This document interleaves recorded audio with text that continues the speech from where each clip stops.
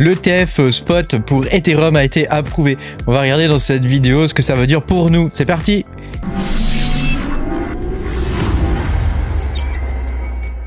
Bonjour les amis, je suis très content de vous retrouver aujourd'hui pour cette nouvelle vidéo où on va parler de cet ETF spot qui a été approuvé, sans grande surprise d'ailleurs.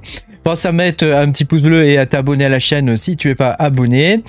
Voilà, je te rappelle que tu peux me soutenir en allant sur patreon.com/makertronic. Tu pourras voir toute la plupart de mes vidéos en avance. Alors là, c'est une vidéo que je sors comme ça un petit peu à l'arrache. Alors, j'ai pas pu la sortir avant, j'aurais voulu la sortir ce matin, mais j'ai pas pu, j'avais trop de travail.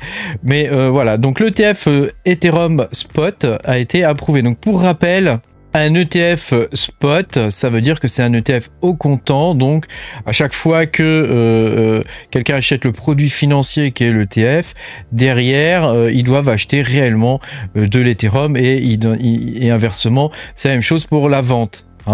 Donc ça veut dire que ça va impacter directement les marchés.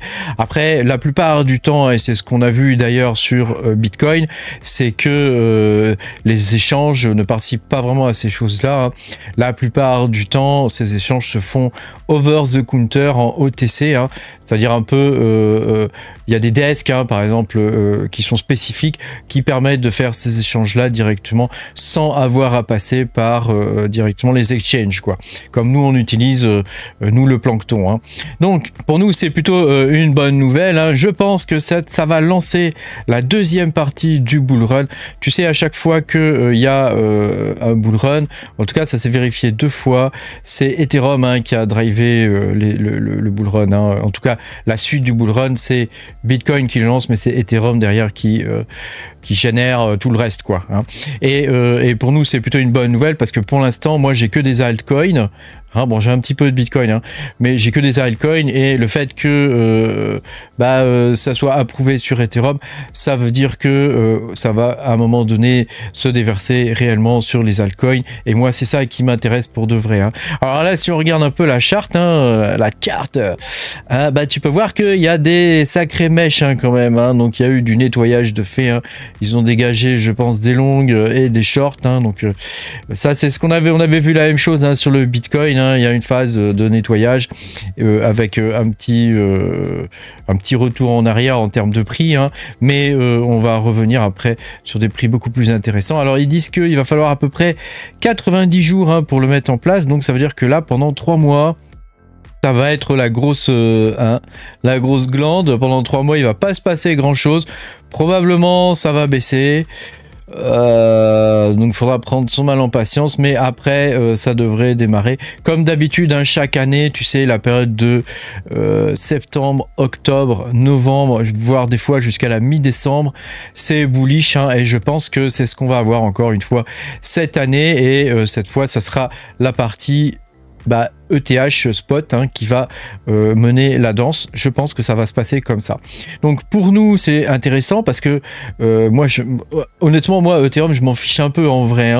Ce qui m'intéresse le plus c'est que ça ruisselle derrière Ethereum, parce que c'est habituellement ce qui se passe, et quand ça ruisselle ça va tomber sur tous les coins qui nous intéressent nous, c'est-à-dire tous les coins genre Kaspa, pour ne citer que Kaspa. Attends, on va aller dans ma liste.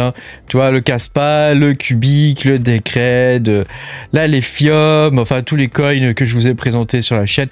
Le Dinex, le Nexa, le Zephyr qui a eu du mal, en ce moment. Il est à 4 $.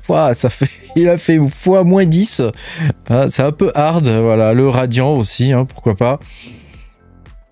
Carlsen, Raptoreum, qu'on oublie un petit peu, je trouve, en ce moment. Pourtant, il y a des développements qui sont faits dessus, mais c'est vrai que c'est pas très engageant en termes de prix. Voilà, et puis toutes sortes d'autres coins intéressants. Voilà, moi, ce qui m'intéresse, c'est que ça ruisselle sur ces coins-là.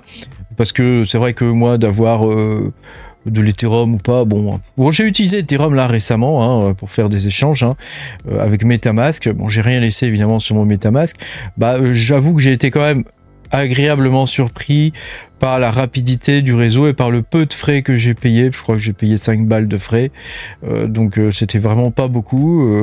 J'étais plutôt satisfait du truc, quoi. C'est vrai qu'habituellement j'utilise plutôt Polygon.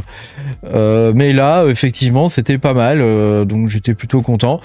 Après, voilà, pour moi, ça suffit pas. C'est vrai qu'ils ont dégagé les mineurs. Ils auraient pu faire le choix de ne pas dégager les mineurs et de les conserver. Alors tu vas me dire, ouais, t'es rancunier, tu l'as mauvaise et tout, parce qu'ils ont dégagé les mineurs. Bah oui, un peu, hein, on va dire la vérité. Hein, ouais, ils auraient pu garder les mineurs. Ils n'étaient pas obligés de les virer. Ils avaient dit qu'ils voulaient passer en proof of stake, mais ils n'étaient pas obligés de le faire. Hein. Ils auraient pu conserver les mineurs, sachant que les 2 premiers coins les plus importants au monde, ils sont en proof of work. Voilà, maintenant Ethereum est en proof of stake, ça a amené plein de problèmes. On voit que là, il est quand même extrêmement en retard par rapport à Bitcoin. Hein. Bitcoin a quand même fait un nouvel ATH. Là, sur Ethereum, quand même, tu vois, c'est un peu un peine à jouir, hein, ce coin. Hein. Il est quand même, tu vois, il est à 3006 là. Alors, avec l'ETF Spot, comme il y a l'arrivée maintenant de vrais institutionnels, on peut espérer qu'il va monter peut-être dans les 5000 $. Mais j'en mettrai pas ma main à couper. Hein. Son ancien ATH, il me semble que c'est 4008. Hein.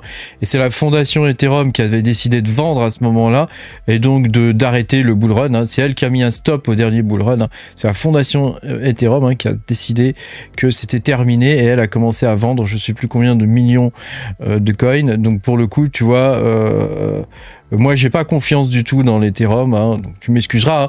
Je peux comprendre qu'il y a des gens qui aiment. Hein. Moi j'ai pas trop confiance. Donc est-ce qu'il va monter dans les 5000 $, allez, 6000 $? Il y en a qui annoncent des chiffres genre 12 000 $, 10 000 $. Moi, je pense qu'il faut garder raison et que Ethereum, je le vois pas monter dans des trucs aussi hauts que ça. Hein, et je pense que la phase d'Ethereum est un petit peu, on arrive un petit peu sur la fin. Hein, donc il y a beaucoup de dead money sur Ethereum, hein, de l'argent qui est bloqué dessus, soit sur des contrats, tu sais, avec des APR et des choses comme ça.